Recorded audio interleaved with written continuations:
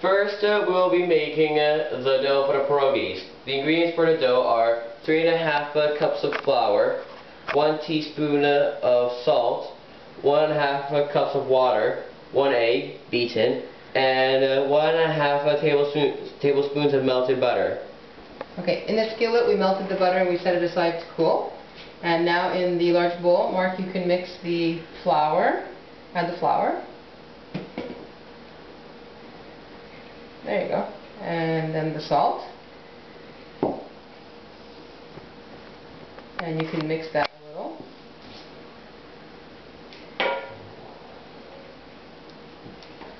Okay, now in the bowl where you have the flour,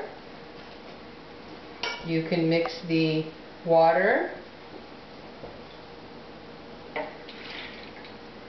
the egg, the beaten egg. You can use a spatula to get it all out. There you go. Good job. And the melted butter, which is now cooled. Go ahead.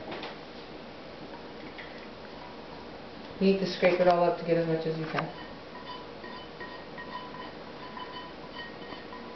There you go. And now you can whisk that egg mixture together.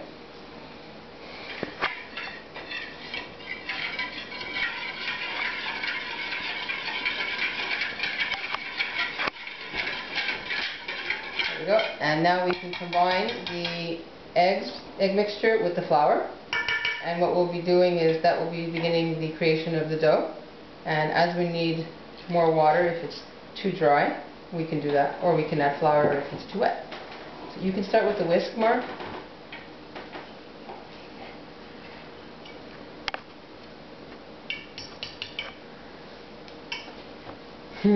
It's not easy making dough, even for the adults.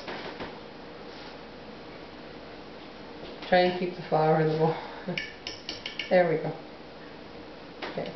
Maybe Mom can give a little bit of a hand? Yes. I'm being the helper. I don't know how much. I haven't made dough in a while myself, so we'll try and combine this. I think what we need is more water. As you can see, it's quite dry. Mark, you want to pour in a little bit of water? And we'll see what we can get going. Be careful to pour it in.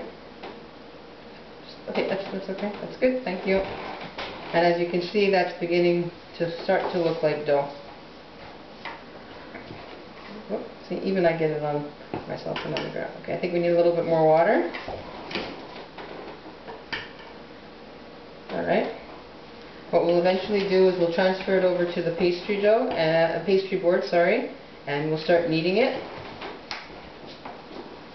I think we need more water, Mark. Okay, that's good.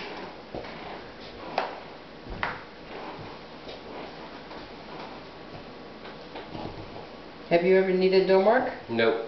Okay. This is like making bread or pasta. Let's see.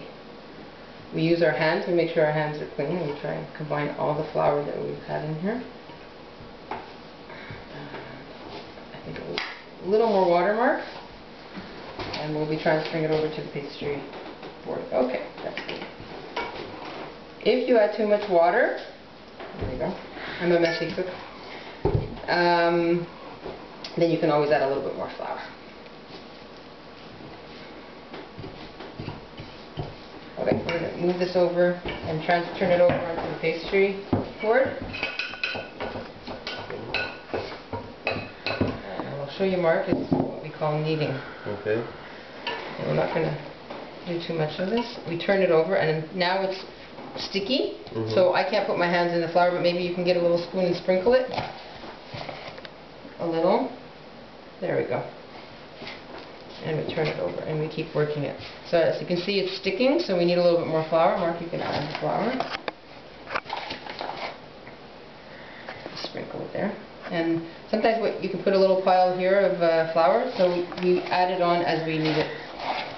As we need it. I think there's a joke in there. That's good. You see? And you just turn it over. You want to try? Okay. You don't need to put it in the flour because it'll be too dry. Just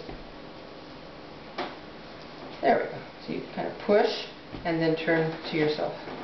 And then you flip it the other way, lengthwise.